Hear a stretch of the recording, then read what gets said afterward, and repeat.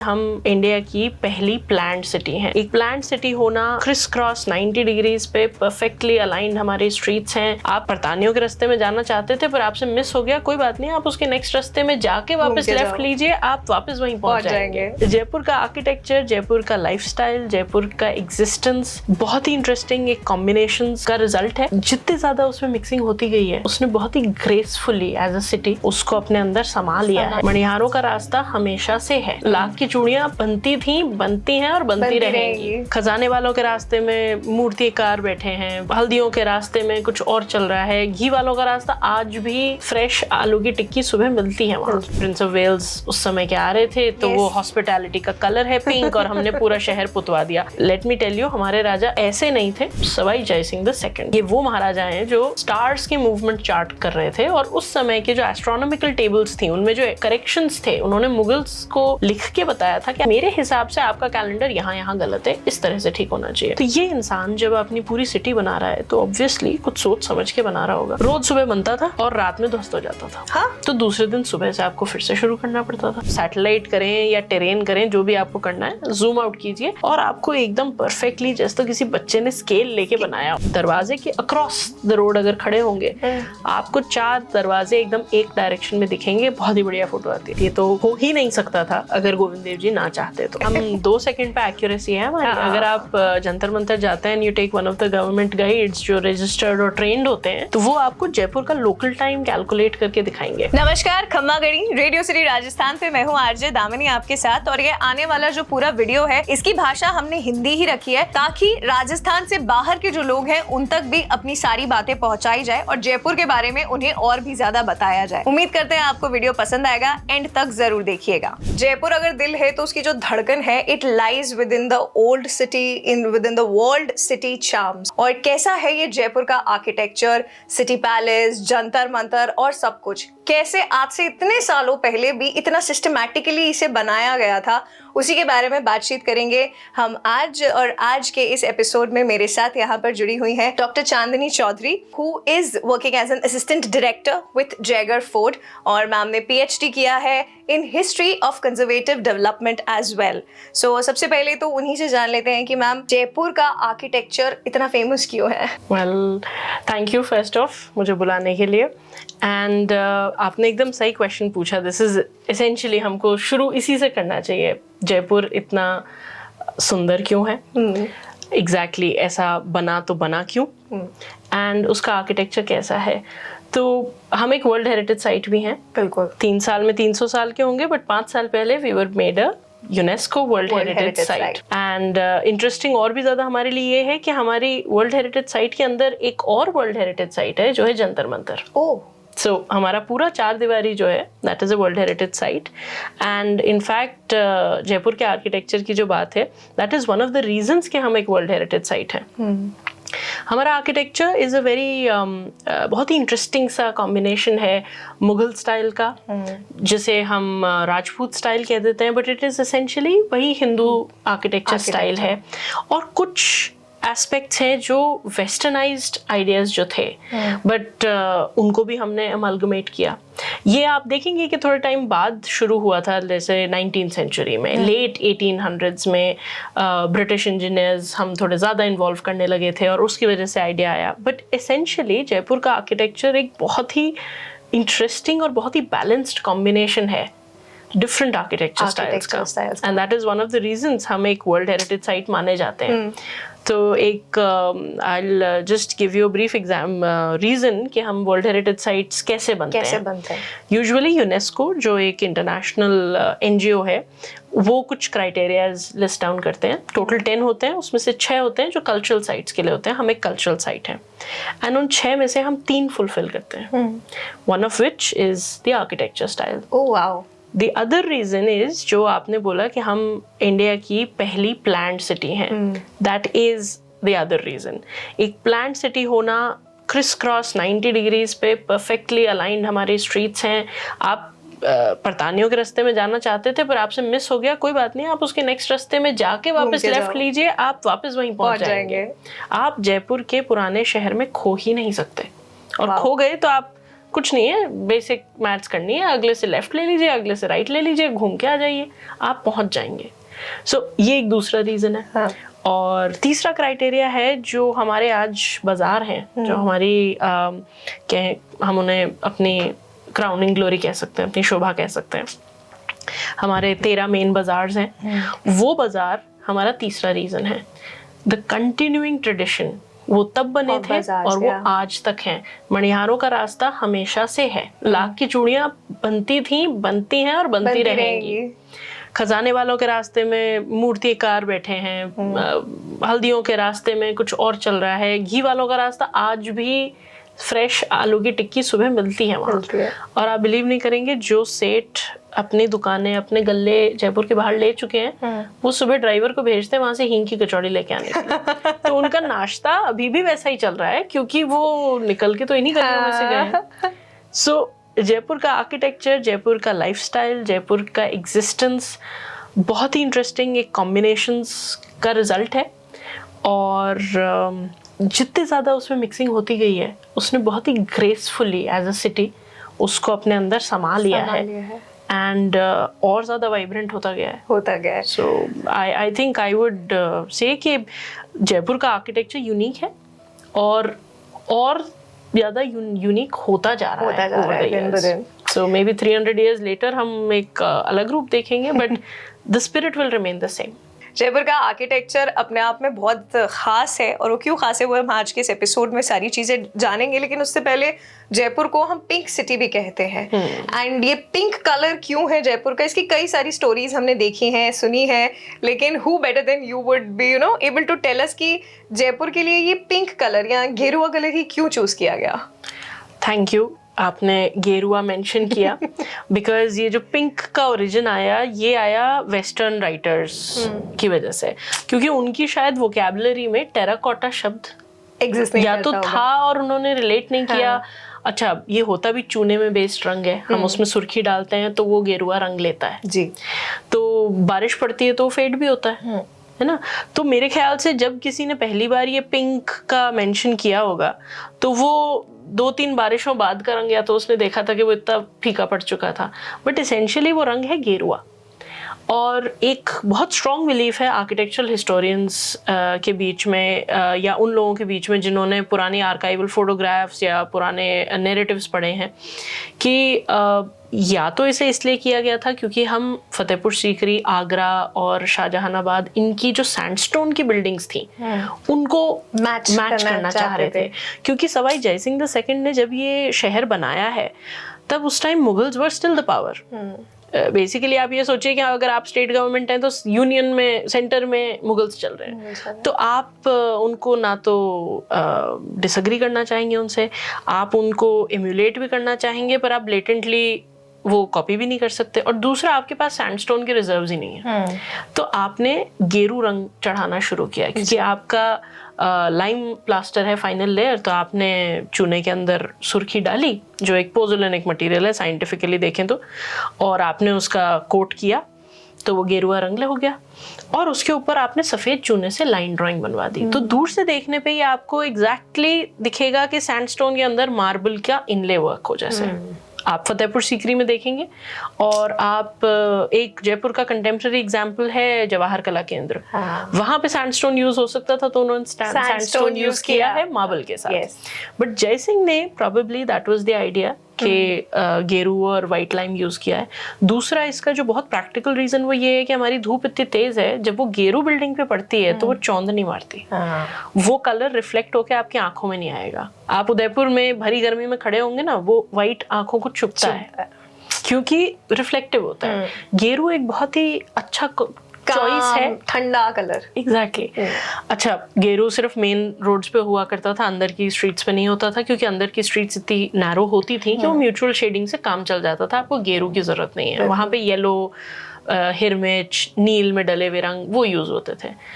और सब्सिक्वेंटली जयसिंह ने तो, चलिए 18th सेंचुरी की बात है, 19th सेंचुरी तक आते आते सवाई राम सिंह जो थे, जिन्होंने फर्स्ट टाइम बायलॉज फॉर्मलाइज करके बनवाए, उन्होंने बेसिकली ये एक डिसरी की तरह निकाल दिया था। आप उसे बायलॉज ही मानिए हमारे आज के जो है उनके प्रीडिसेसर, कि मेन बाजार्स पे जितनी बिल्डिंग्स होंगी वो सब गेरू में ही पेंटेड होंगी, अनलेस एंड अनटिल उनके ऊपर कोई बहुत ज़्यादा इंटरेस्टिंग फ्रेस्कोज हों। जैसे जौहरी बाजार में एक कोठारी हवेली है जी, वो क्रीम बेस के ऊपर फ्रेस्कोड हवेली है, वो बहुत खूबसूरत है, वो गेरू में नहीं है क्योंकि उसका आर्ट वर्क इतना सुंदर है, बट अदरवाइज गेरू में थी। गेरू में सो वो किसी वेस्टर्नर ने पिंक सिटी की तरह चला दिया। और फिर बहुत सारे लोग ये भी कहते हैं कि प्रिंस ऑफ वेल्स उस समय के आ रहे थे तो वो हॉस्पिटैलिटी का कलर है पिंक और हमने पूरा शहर पुतवा दिया। लेट मी टेल यू, हमारे राजा ऐसे नहीं थे, इतने वेन नहीं थे, और नेशनलिस्टिक प्राइड उनमें तब भी इतनी थी कि वो एक फॉरेन मोनार्क के आने पे, not even monarch actually, Prince in waiting के आने पे पूरा शहर पुतवा दिया होता उन्होंने। बट ठीक है, जो भी आपको रोमांटिक साउंडिंग चीज लगती है, people choose to believe, freedom है, बट टेक्निकली इसके ये 2 रीजंस हो सकते हैं। सो आपको पता होना चाहिए जब आप शहर के वासी हैं तो। बिल्कुल पता होना चाहिए कि भैया शहर का रंग एक तो पिंक वेस्टर्न कल्चर से आया है, हमारे शहर का रंग गेरू रंग है, और वो गेरू रंग जो है कहीं ना कहीं हमारे लिए बहुत प्राइड की बात है। जब आप जाते हैं ओल्ड सिटी की सड़कों पे, जब आप चलते हैं बाजारों में, जब आप चलते हैं, कोई फर्क नहीं पड़ता कितना भी बड़ा ब्रांड हो, कितना भी बड़ा नाम हो, सब उसी सिस्टमैटिक तरीके से आपको दुकानें बनी हुई और उनके नाम वैसे ही आज भी लिखे हुए मिलेंगे। इससे पहले कि मैम हम वर्ल्ड सिटी के बीच में घुसे, शहर के बाहर मतलब हम जयपुर का जैसे लगता है डिफेंस सिस्टम बड़ा स्ट्रॉन्ग है। चारों तरफ हमारे पास नाहरगढ़ भी है, हमारे पास जयगढ़ भी है, हमारे पास आमेर भी है। तो जयपुर का ये defence system and so many gates around it, इनका आर्किटेक्चर कैसा था? सो आप ये सोचिए कि हम एक मिडीवल सिटी थे। मिडीवल सिटीज यूजुअली ऐसे खुले मैदानों में नहीं बनती थी, पहाड़ों में बनती थी, वैलीज में बनती थी। क्यों? क्योंकि आप अटैक किए जा सकते थे। मुगल्स हैं, ठीक है, एक सेंट्रल पावर है जो कंसोलिडेट करके चल रहा है, पर प्रिंसली स्टेट्स में आपस में लड़ाइयाँ होती थी। मराठाज एक समय पे बहुत एक्टिव हो गए थे थोड़े कुछ ईयर्स के बाद। तो आप यूजुअली खुले मैदान में सिटी नहीं बनाते थे। However here comes Sawai Jai Singh the second, visionary man, statesman जिनको कहते हैं हम, उत्कृष्ट उदाहरण। साइंटिफिकली सोचते थे, बहुत ही बढ़िया इन्होंने सिटी की प्लानिंग करी थी। ये वो महाराजा हैं जो स्टार्स के मूवमेंट चार्ट कर रहे थे, और उस समय के जो एस्ट्रोनॉमिकल टेबल्स थी उनमें जो करेक्शंस थे उन्होंने मुगल्स को लिख के बताया था कि आपके क्योंकि मुगल कैलेंडर्स भी मून के ऊपर बेस्ड थे, राइट? सो उनके जो एडिटिंग थी, कुछ करेक्शंस थे, वो जयसिंह ने प्रॉपरली कैलकुलेट करके भेजे थे मुगल कोर्ट में कि मेरे हिसाब से आपका कैलेंडर यहाँ गलत है, इस तरह से ठीक होना चाहिए। तो ये इंसान जब अपनी पूरी सिटी बना रहा है तो ऑब्वियसली कुछ सोच समझ के बना रहा होगा।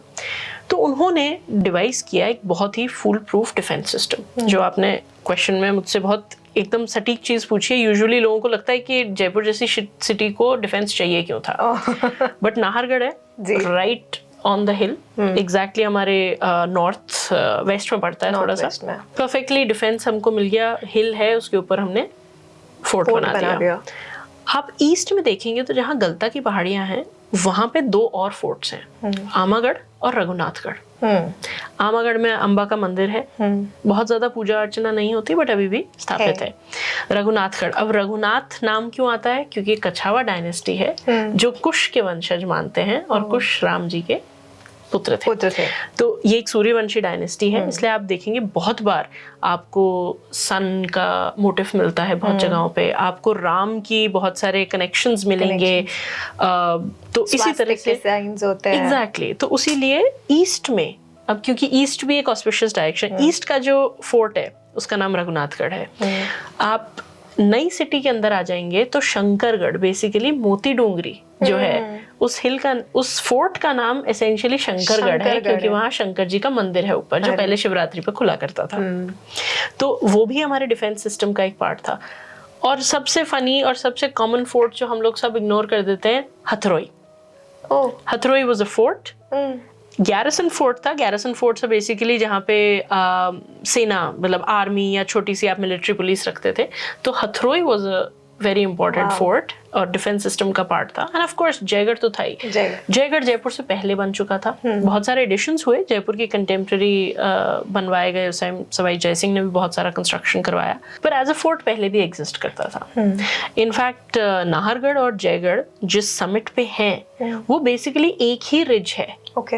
अगर आप गूगल अर्थ पे बहुत जूम आउट करके देखेंगे तो एक ही हिल है जिसकी नॉर्दर्न साइड पे तो है जयगढ़ जो आमेर को ओवरसी करता है, और सदर्न टिप पे है नाहरगढ़ जो जयपुर को ओवरसी करता है। तो आप ये भी सोचिए कि एक ही महाराजा ने जब अपना कैपिटल आमेर से जयपुर शिफ्ट किया है, वो जो एक डिफेंस कनेक्शन था दोनों पैलेसेस या दोनों सिटीज टाउन्स के बीच में, वो उन्होंने इंटैक्ट रखा, और बहुत स्ट्रांगली इंटैक्ट रखा। स्ट्रांगली इनफैक्ट मतलब जो डिफेंस रिंग है जयपुर की, वो आप गूगल पे, अगेन मैंने आपको ये 2-3 नाम बताए, all those who are interested, आप गूगल अर्थ खोले, गूगल मैप्स खोलिए, जूम आउट करते जाइए और उसके बाद फिगर आउट करने की कोशिश कीजिए। आपको एक इतनी बढ़िया रिंग मिलती है एंड आप इस चीज को देख के you'd be surprised and amazement।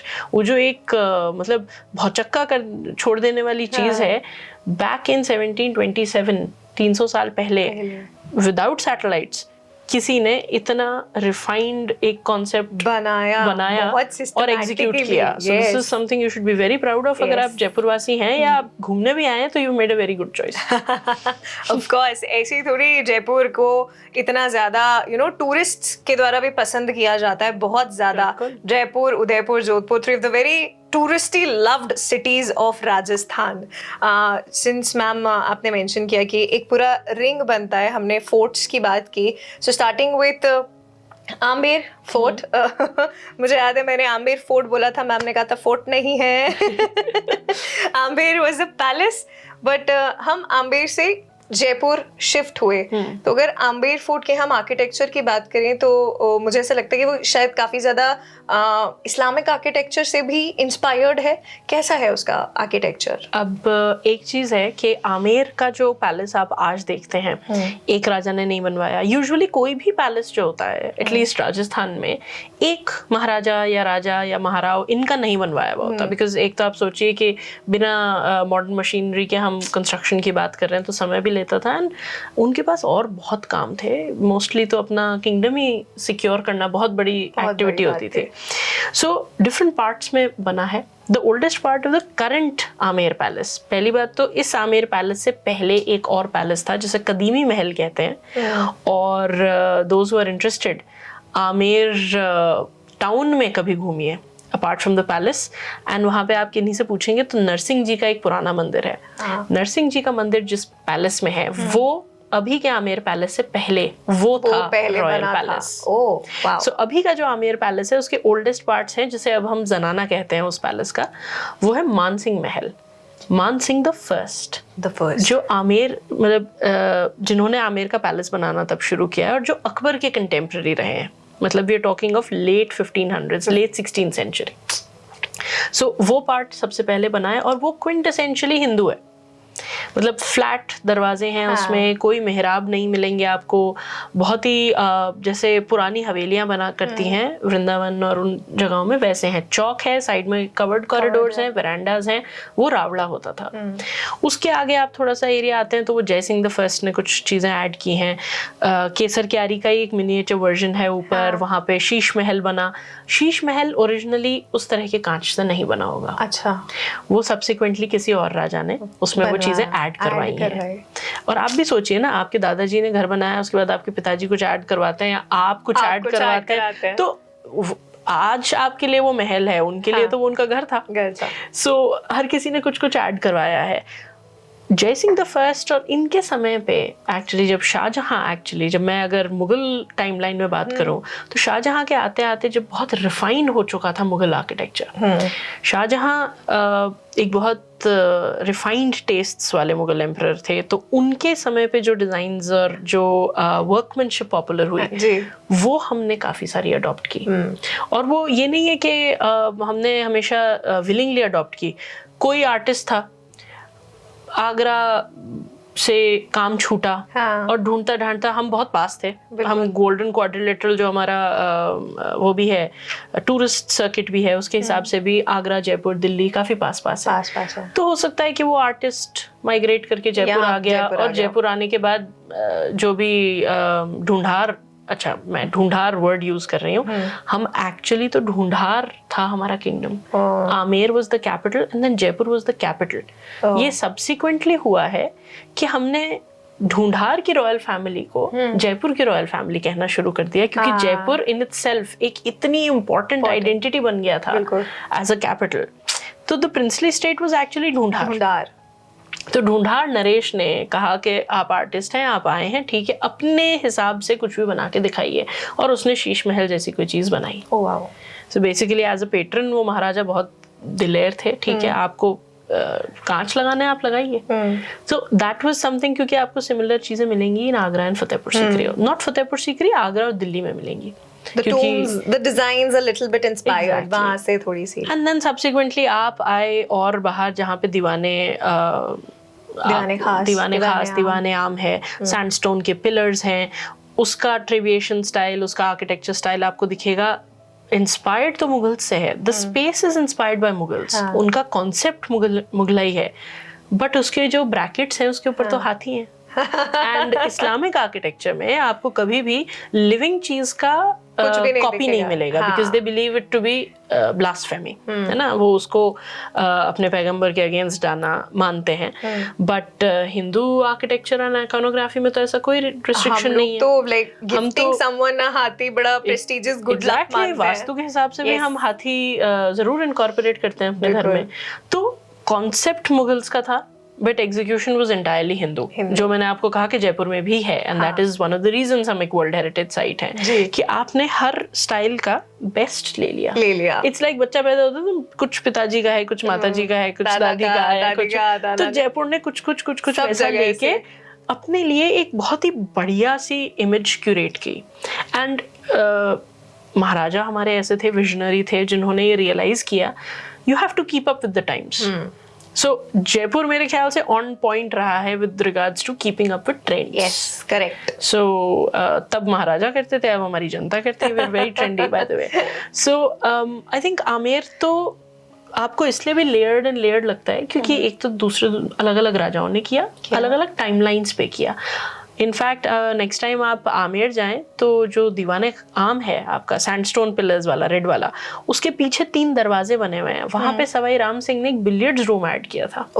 So it's not just architecture जो हिंदू और मुगल है, हमने वेस्टर्न स्पोर्ट्स भी इनकॉर्पोरेट किए हैं। एंड जो नॉर्दर्न मोस्ट पार्ट है आमेर का, दैट इज द जलेब चौक। राजस्थान के ऑलमोस्ट हर किले में आपको एक जलेब चौक मिलेगी। इट इज नॉट जलेबी चौक। हमारे बहुत लोग जलेबी चौक कहने लग गए, सिटी पैलेस के बाहर भी है जी। Jaleb is a Farsi word. अच्छा। It comes from the word jalb and it means a soldier. तो बेसिकली जलेब चौक हुआ करती थी सोल्जर्स की परेड्स और ड्रिल्स के लिए, जिसकी वजह से आपको हर किले में मिलेगी। सो आमेर पैलेस का आंसर आई थिंक मैंने आपको दिया। अब मैं हर तरह की बीच में बातें कर रही हूँ क्योंकि हर पॉइंट से कोई एक नया टॉपिक, नई कहानी जो है हमें पता होने लगता है। Yes, but short and sweet में आमेर का बेसिकली क्रक्स में अगर मैं बताऊं तो ये कारण रहे हैं कि वो आर्किटेक्चर आपको इतना इस्लामिक इन्फ्लुएंस वाला लगता है, पर वो सिर्फ एक ओवरव्यू है। अगर आप उसमें डिटेल्स में जाने लगेंगे तो बेसिकली इंट्रेंच्ड हिंदुइज्म है। उसकी आइकॉनोग्राफी, उसका आर्किटेक्चर, उसके एलिमेंट्स, छज्जे, उसके ब्रैकेट्स, सब कुछ है हमारा, ये अपना ही है, पर्सनल है, मेड इन जयपुर है एंड यूनिक है। आपको उस तरह का और किसी सिटी में नहीं मिलेगा। करेक्ट, ये बात तो है। जयपुर का हर एक, चाहे वो हवा महल हो, चाहे वो अल्बर्ट हॉल हो, चाहे वो सिटी पैलेस हो, चाहे वो नाहरगढ़ हो, we have one of a kind. इसीलिए हम लोग वर्ल्ड हेरिटेज साइट है। आमेर की हमने बात की। यहाँ पे सारे यंगस्टर्स का या सारे जयपुर शहर का फेवरेट हॉटस्पॉट जहाँ से पूरा शहर दिखता है, नाहरगढ़। Absolutely. मूवीज का फेवरेट, थैंक्स टू रंग दे बसंती। बिल्कुल। कि वहाँ से सारी चीजें इतनी फेमस हुई। सो नाहरगढ़ का आर्किटेक्चर, द वॉल, कैसे ये बनाया गया था? मतलब क्या है जो आम इंसान वहां जाता तो है सनराइज सनसेट देखने, लेकिन नोटिस नहीं करके आता? एक आपको बहुत इंटरेस्टिंग चीज बताऊंगी। पहली बात तो नाहरगढ़ का ओरिजिनल नाम जो था, हाँ। वो था सुदर्शनगढ़। सुदर्शनगढ़ जी। अब इसके दो रीजंस हो सकते हैं। एक तो सुदर्शन मतलब अच्छे व्यूज, है ना, तो जयसिंह जी ने सोचा होगा कि भाई यहाँ से मैं नीचे पूरा शहर बना रहा हूँ तो कितना खूबसूरत दिखेगा। और अब तो हमारी एयर क्वालिटी खराब हो गई है, तब तो बहुत क्लियर था, मीलों तक दिखा करता था। और दूसरा एक कारण ये था कि हम हमेशा से कृष्ण वर्शिपिंग सिटी रहे हैं। बिल्कुल। एंड विष्णु के पास सुदर्शन चक्र होता है जो basically is the weapon of all weapons. Yes. Like it's the mother and the king of whatever weapons.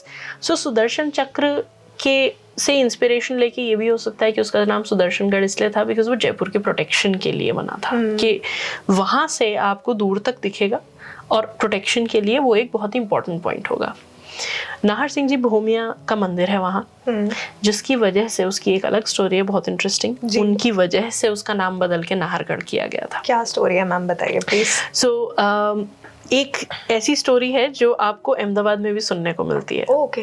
So it so happens कि नाहरगढ़ के लिए बनाना शुरू हुए। नाहरगढ़ और जयपुर समकालीन है, बेसिकली सेम समय पे कंसेप्चुलाइज हुआ, क्योंकि सिटी बन रही थी तो आपने ऊपर किला बनाया उसके प्रोटेक्शन के लिए।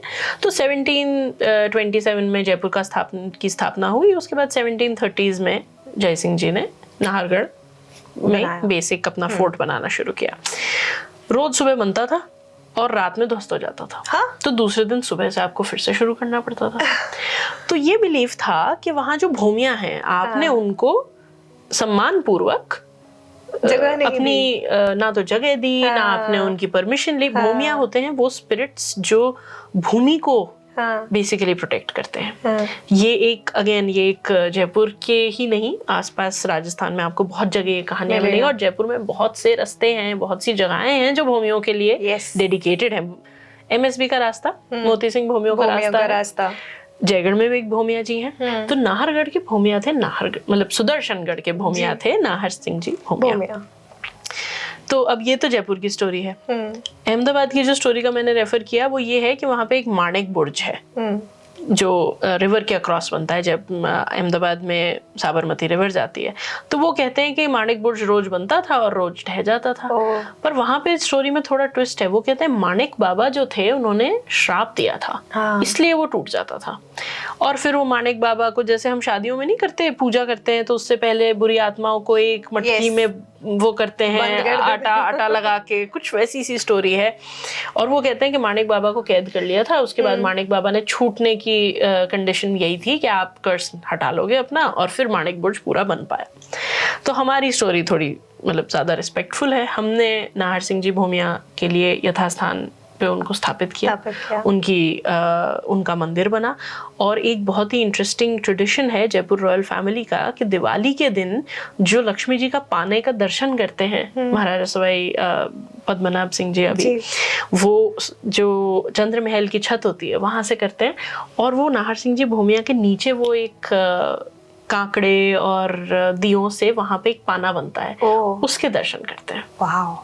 सो बेसिकली भूमिया जी को हम आज भी इंक्लूड करके चलते हैं। सिटी पैलेस के लिए मैं कुछ पढ़ रही थी और उसमें ऐसा लिखा था कि सिटी पैलेस एक टाइम पे 1/7 ऑफ पूरा सिटी का ऑक्यूपाई करता था, and it is known as a city within the city. Quite true actually. मेरे लिए हेडक्वार्टर्स है city palace, because Jaigarh trust and city palace are basically sister concerns. But इस पे आपने जो 1/7 की बात कही, जयपुर शहर जो है वो चौकड़ियों में बटा हुआ है। चौकड़ी आप कहें तो एसेंशियली एक सेक्टर मान लीजिए उसे। अलग अलग चौकड़ियां हैं। जैसे सिटी पैलेस वाली जो चौकड़ी है वो उसे चौकड़ी सरहद कहते हैं। रामचंद्र जी चौकड़ी है, गंगापोल चौकड़ी है, तोपखाना देश है, तोपखाना हजूरी है, विश्वेश्वर जी है, मोदी खाना चौकड़ी है। तो अलग अलग चौकड़ियां हैं ये। मोदी खाना चौकड़ी और विश्वेश्वर जी चौकड़ी बाकी चौकड़ियों की हाफ है। क्योंकि वो चौड़ा रास्ता के एक इस तरफ है और एक इस तरफ है। वो बाद में डिवाइड हो गई थी।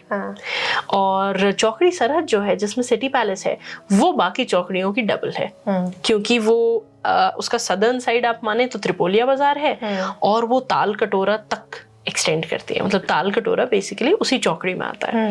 तो अगर आप ऐसे एरिया डिवाइड करके देखेंगे तो you are quite right, it is 1/7, क्योंकि again I will tell you, Google Map से बढ़िया कोई चीज आपको हेल्प नहीं करेगी जयपुर समझने में। बहुत कम सिटीज हैं जो आपको गूगल मैप से इतना बढ़िया एक्सप्लेनेशन मिल जाएगा, बट उसको सैटेलाइट करें या टेरेन करें, जो भी आपको करना है, जूम आउट कीजिए और आपको एकदम परफेक्टली, जैसे तो किसी बच्चे ने स्केल लेके बनाया हो, एग्जैक्टली आपको इस तरह का वो मिलेगा और आप वो चौकड़ी को आइडेंटिफाई कर पाएंगे कि अच्छा ये बड़ा वाला रेक्टेंगल है। क्योंकि ओरिजिनली ताल कटोरा और जयनिवास बाग का कुछ हिस्सा अभी भी सिटी पैलेस की बाउंड्री में आता है, गोविंद देव जी से पहले और गोविंद देव जी से ताल कटोरा तक का जो है वो रॉयल फैमिली ने इंडिपेंडेंस के बाद गवर्नमेंट को दिया था, सो दैट गवर्नमेंट उसे एक पब्लिक पार्क की तरह डेवलप कर सके। सो पहले महाराजा होते थे, जन अपने प्रजा के लिए किया ही करते थे। इंडिपेंडेंस के बाद इसमें कोई चेंज नहीं आया है। The royal family actually gave up that place part of their garden, ताकि पब्लिक के लिए एज फैसिलिटी वो डेवलप हो सके। तो वो पूरा हिस्सा बैक देन तो फैमिली का ही था, रॉयल फैमिली का, महाराजाज का था। तो उसलिए वो पूरी चौकड़ी सरहद जो है वो एक्चुअली 1/7 आती है। And as city within a city very much true, क्योंकि एक समय पे रावड़ा होता था, आपके सारे मंत्री होते थे, जलेब चौक एसेंशियली आपका एक फोरकोर्ट होता था फॉर द सोल्जर्स एंड आपकी सेरेमोनियल एंट्री होती थी इनटू द सिटी पैलेस। आज के टाइम पे ये हो गया है that the ceremonial entrance is the Tripolia gate, but originally Tripolia तो साउथ की तरफ फेस करता है।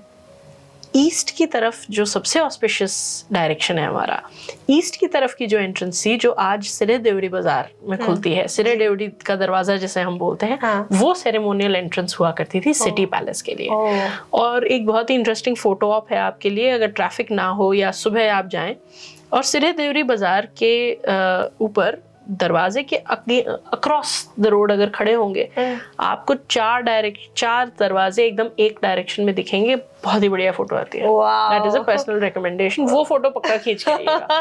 डन है, वी आर गोइंग का दरवाजा, उसके पीछे धुंधुबी पोल या नक्कर खाने का दरवाजा, उसके पीछे उदय पोल और फिर बारादरी रेस्टोरेंट की एंट्रेंस। ओह वाओ, कौन सा पॉइंट बोला आपने, कहाँ खड़े होके खींचना है? सिरे देवड़ी का जो दरवाजा है उसके अक्रॉस सड़क के इधर खड़े हो जाइए। ओह वाओ, तो अगली बार पुराने शहर में फोटोग्राफी करने जाओ तो ये पॉइंट जरूर याद रखना।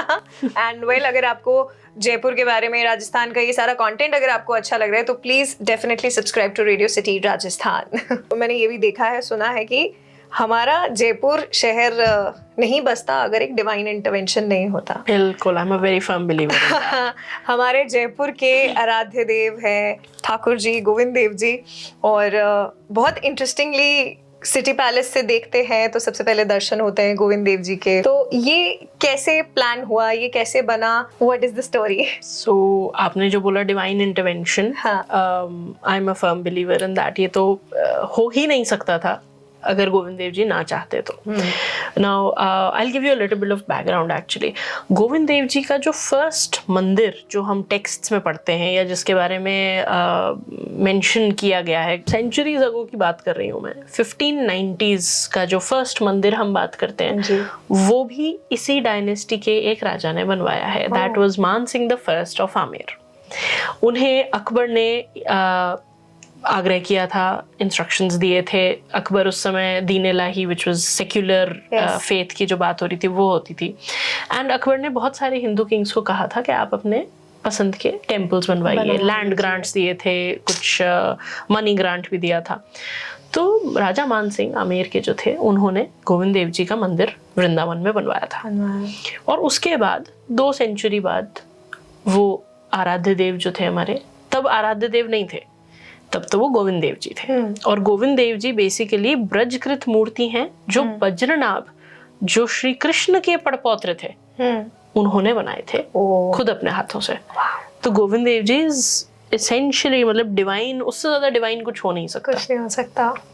सो 2 सेंचुरीज बाद वहाँ पे वृंदावन में विराजमान रहने के बाद कुछ चीज़ें हुई थी, मुग़ल डिस्टर्बेंसेस थी, बहुत से हिंदू राजाओं ने बहुत सारे आइडल्स को रेस्क्यू करके अपने अपने राज्यों में स्थापित किया था।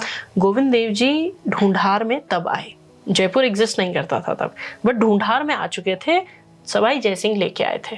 उनके साथ और भी मूर्तियां आई थी, राधा गोपीनाथ जी आए थे, मदन मोहन जी जो अब करौली में स्थापित हैं वो भी आए थे।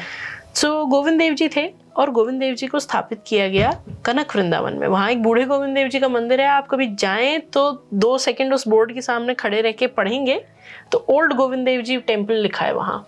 हाँ, गोविंद देव जी सबसे पहले ढूंढार में कनक वृंदावन में स्थापित हुए जी। और जयसिंह जी थे उस टाइम बालपन में थे, सोच रहे थे नया शहर बनाऊंगा। क्यों? क्योंकि आमेर जैसे कि पहले की थी, हिल के बीच में थी, वैली में एक्सपेंशन नहीं हो पा रहा था। हर सिटी एक्सपैंड होना चाहती है, राजा चाह रहे हैं कि हम प्रॉस्पेरस हैं, हम और एक्सपैंड करें। तो उनके दिमाग में कहीं ये पटाक्षेप में मतलब उसमें चल रही है कि मैं नया शहर भी बसाऊंगा। उस समय वो रिसर्च भी कर रहे थे अपनी, और जंतर मंतर का आइडिया भी कहीं ना कहीं था। Fast forward a couple of years, Jantar Mantar बन रहा है। हाँ। 5 हैं बाय द वे इंडिया में, जिसमें से अब आप 2 ही हैं जो एग्जिस्ट करते हैं एज अ साइट, और एक तीसरा है। कभी वाराणसी जाएं तो वहाँ एक महल है, मान मंदिर, उसकी छत पे बना है। सो आज भी है वो, आज भी है। उतना एक्यूरेट नहीं है जितना हमारा जयपुर वाला है, बट एग्जिस्ट करता है। मथुरा और उज्जैन वाले अब नहीं मिलते हैं आपको, रूइंस में हैं। दिल्ली वाला उस पे इतने धन्ने हो चुके हैं कि आप जितनी बार उसे लाइम वॉश करते हैं उसकी एक्यूरेसी खत्म हो चुकी है। बट जयपुर वाला तो वर्ल्ड हेरिटेज साइट है। तो आप ये मान के देखें कि कनक वृंदावन में गोविंद देव जी हैं, जंतर मंतर आपका बन रहा है।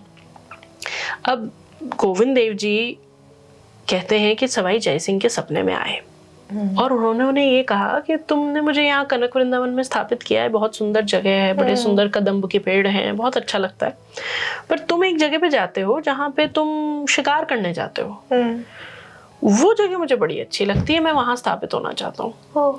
नाउ ये जगह थी middle of the water, marshy land था। एक छोटी सी पवेलियन बनवाया हुआ था जयसिंह जी ने, वहां पे बैठ के माइग्रेटरी बर्ड्स तब भी आया करती थी, उनका शिकार किया करते थे। अब भाई ठाकुर जी ने बोल दिया तो ठाकुर जी तो जो बोलेंगे वो तो होगा ही सही। तो जयसिंह जी ने कहा कि ठीक है, मंदिर जैसा तो नहीं है पर इनकी आज्ञा तो यही है। तो उन्होंने कनक वृंदावन से लाके उनको वहां उस जगह पे स्थापित कर दिया। अब वीराना है, आसपास कुछ नहीं है, पानी है, पर वो ठाकुर जी तो ठाकुर जी हैं, वहां विराजमान है। अब जब जयपुर बसाने लगे जयसिंह जी, तो he made the very conscious decision कि मेरे शहर में सेंटर तो गोविंद देव जी ही होने चाहिए। जब मैं नया शहर बसा रहा हूँ तो गोविंद देव जी उसका न्यूक्लियस होना चाहिए। इसलिए गोविंद देव जी के मंदिर के इर्द गिर्द जयपुर बना है। जब भी कोई नई चीज होती है तो ऑब्वियसली आप गणेश जी की पूजा करते हो, जयपुर के समय पे भी हुई होगी, पर उससे भी ज्यादा एक आइकॉनिक चीज है गढ़ गणेश का मंदिर। हाँ। जो कि ऐसे साइटेड है कि यदि आप गोविंद देव जी पे खड़े हों और आप एक सीधी लाइन ड्रॉ करेंगे तो आप कनेक्ट तो हो ही जाएंगे गढ़ गणेश से। आपने आगे ड्रॉ की तो वो गढ़ गणेश है, आपने पीछे ड्रॉ करी तो वो सिटी पैलेस है। वाओ। और जिस पवेलियन में ठाकुर जी विराजमान किए गए थे उसका नाम था सूर्य महल, जिसकी वजह से सिटी पैलेस का जो मेन महल है उसका नाम है चंद्र महल। ओह, क्योंकि सूर्य का प्रतिबिंब ही तो होती है चांद की रोशनी। आपने चंद्र महल बनवाया और वहां पे खुद रहते थे। परंतु जयपुर के महाराजा जयसिंह जी का भी और आगे सभी महाराजाओं का ये बिलीफ रहा कि जो एक्चुअल रूलर हैं सिटी के वो तो गोविंद देव जी हैं, हम तो उनके दीवान हैं। बिल्कुल। एंड द फैक्ट कि उन्होंने ये माना कि ये डिवाइन इच्छा है कि वो अपनी प्रजा का ध्यान रखें और गोविंद देव जी की सौगंध खा के अपना काम पूरी निष्ठा से और पूरे डेडिकेशन से अपनी प्रजा के लिए सेवा करें, ये ऐसी चीज आपको और कहीं सुनने को नहीं मिलती। Which is why Govind Dev जी, चंद्र महल, गढ़ गणेश, ये एक डिवाइन एक्सेस मान लीजिए आप इसको। एंड अगेन गूगल मैप्स मेरा तो बाय डिफॉल्ट वो रहेगा, मैं मतलब लिटरली ऐसा लग रहा है मैं एंडोर्स कर रही हूँ उसको। बट अगर आप उस लाइन को आगे एक्सटेंड करेंगे तो त्रिपोलिया क्रॉस करेगी, त्रिपोलिया से न्यूगेट क्रॉस करेगी, आगे एल्बर्ट हॉल क्रॉस करेगी और सीधा JLN से एयरपोर्ट जाएगी। सो इफेक्टिवली अगर कोई जयपुर में एयरपोर्ट पे लैंड कर रहा है, हाँ, आप ये देखिए कि आप एक कितनी डिवाइन एक्सेस पे लैंड कर रहे हैं। बहुत सोच समझ करके हर चीज प्लान की गई है और बनाई गई है, और बहुत सारे आई थिंक लोगों को ये चीज नहीं पता होगी, बट जयपुर में गोविंद देव जी का टेम्पल नहीं है, गोविंद देव जी के मंदिर के आसपास जयपुर बनाया गया है। और आज भी हर शख्स की, जयपुर के एक एक निवासी की, वासी की, कोई भी नई शुरुआत हो, कुछ भी हो, सबसे पहले ठाकुर जी के दर्शन करना बहुत ज्यादा जरूरी है। बिल्कुल। मेरा तो बहुत स्ट्रॉन्ग बिलीफ है कि जयपुर गोविंद देव जी ने बसवाया है। मतलब it is God proposes, man dispossess. Correct, right. तो वो चाहते थे कि इस तरह से बने, तो जब पूरा कुरुक्षेत्र का वॉर हो सकता है श्री कृष्ण के उस पे, तो जय सिंह जी को ये आइडिया आना कि शहर बनाना है और ऐसे बनाना है। बिल्कुल, और इतने डिवाइन उसमें कि आपके जो आराध्य देव हैं वो स्वयं श्री कृष्ण के पड़पौत्र के द्वारा कृत मूर्ति है जो वहां स्थापित है। इससे ज्यादा क्या डिवाइन ब्लेसिंग मिल सकती है आपको? लिटरली कि मुझे ही स्टोरी सुनते हुए भी गूज़बम्स आ रहे हैं। पर ठाकुर जी की कृपा है हम सब पर, जयपुर पर, और सब पर हमेशा यूं ही बनी रहे। जंतर मंतर की मैम हमने बात की कि 5 हैं पूरे हिंदुस्तान में, लेकिन I think most effective and world heritage site तो हमारा जयपुर वाला ही है। हम 2 सेकंड पे एक्यूरेसी है हमारी। अगर आप जंतर मंतर जाते हैं, you take one of the government guides जो रजिस्टर्ड और ट्रेंड होते हैं, तो वो आपको जयपुर का लोकल टाइम कैलकुलेट करके दिखाएंगे। वाओ। एंड हम शायद 27 मिनट पीछे चलते हैं, मतलब जो लोकल टाइम हमारा 27 मिनट पीछे है, जो कॉरेस्पॉन्ड करता है हमारे एजिमथ एंगल को। सो आप मतलब जो हमारा एल्टीट्यूड और ऑल्टीट्यूड और वो एजिमथ एंगल्स और वो सब कैलकुलेट होते हैं, उसमें हमारा 27 डिग्री आता है। एंड बृहट सम्राट यंत्र है जो वर्ल्ड ओवर आई थिंक सबसे बड़ा मेसनरी सनडायल है। ओके। सो बृहट सम्राट यंत्र हमारी ट्रू एक्सेस है नॉर्थ साउथ की। और बहुत इंटरेस्टिंग, उसमें 12 राशि वलय हैं जो हर राशि के हैं, एक मीन का, एक एक्वेरियस का, एक लियो का और कुछ। और लियो का जो एक्सिस है ना, वो एकदम कॉरेस्पॉन्ड करता है जयपुर के उस पे। तो अगर शायद मून साइन की बात करें तो Jaipur is a Leo moon sign. मतलब दैट इज माय अंडरस्टैंडिंग। आप खुद जाइएगा जंतर मंतर और गाइड से ही पूछिएगा अगर वो ये समझा सकें तो, क्योंकि वो लियो का जो एक्सेस है वो परफेक्टली अलाइन करता है हमारे नॉर्थ साउथ से। सो जयपुर थोड़ा सा टिल्टेड है, bye the way, it's not true north south. अच्छा। एक हल्का टिल्ट है उसमें। और वो टिल्ट हमारे बृहट सम्राट यंत्र और जो एक्चुअल हमारे सारे यंत्र हैं उनकी ओरिएंटेशन में बहुत अच्छी तरह समझ में आता है। पर वर्ल्ड हेरिटेज साइट है जंतर मंतर भी, और हमारी सबसे पहली वर्ल्ड हेरिटेज साइट है। 2010 में बन गई थी। 2013 में हिल फोर्ट्स ऑफ राजस्थान के अंडर 6 हिल फोर्ट्स हैं ऑल ओवर राजस्थान, जिसमें से आमेर एक है। सो इफेक्टिवली आमेर भी एक वर्ल्ड हेरिटेज साइट है। और फिर जयपुर की पूरी वर्ल्ड सिटी एक वर्ल्ड हेरिटेज साइट है 2019 में। हमारी आदतें बहुत बिगड़ गई हैं, हम वर्ल्ड हेरिटेज साइट पे वर्ल्ड हेरिटेज साइट बनते जा रहे हैं। मतलब it is so much like, ये तो बहुत प्राउड वाली बात है कि भाई बहुत ज्यादा एक ही शहर में इतनी सारी चीजें हैं जो यूनिकली अपने यूनिकनेस की वजह से उन्हें वर्ल्ड हेरिटेज साइट डिक्लेयर। भाई world city is a world heritage site, लेकिन वर्ल्ड सिटी के अंदर भी Jantar Mantar is a world heritage site अलग से, and Amber is also world heritage site अलग से। जयपुर वालों बहुत गर्व होना चाहिए तुम्हें अपने आवे, तुम जयपुर जैसे शहर में रहते हो, यहाँ की धरती पे रहते हो। अच्छा मैम, जयपुर में एक तो कुंड बहुत सारे हैं, स्टेप वेल्स बहुत सारे हैं, और हमेशा जो उनकी स्टेप्स है मैं उनको देख के, क्योंकि मैं हाड़ौती रीजन से आती हूँ, बूंदी में हमारी फैमिली है, तो जनरली जो बावड़ियां हैं वो ऐसे धीरे धीरे स्टेप्स के साथ नीचे जाती हैं, लेकिन यहाँ के स्टेप्स बहुत अलग अलग बनाए हुए हैं, लेकिन स्टेप वेल स्ट्रक्चर बड़ा अलग है। इसका आर्किटेक्चर ऐसा क्यों है? एक बहुत ही साइंटिफिक रीजन है इसके पीछे। जयपुर एक सैंडी लोमी सॉइल वाली जगह है जी। तो अगर इसमें आप, और हमारे रॉक नहीं है नीचे, है ना, सैंडी लोमी मैंने आपको बताया, तो हमारी मिट्टी धंसती है। हाँ। तो अगर आप एक सीधा स्ट्रक्चर बनाने की कोशिश करेंगे, जैसे गुजरात के स्टेप वेल्स होते हैं, बहुत ही लंबे पतले और सीधे होते हैं।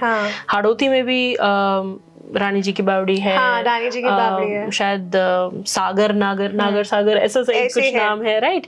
तो बहुत ही लीनियर और ऐसे अंदर जाते हैं, राइट।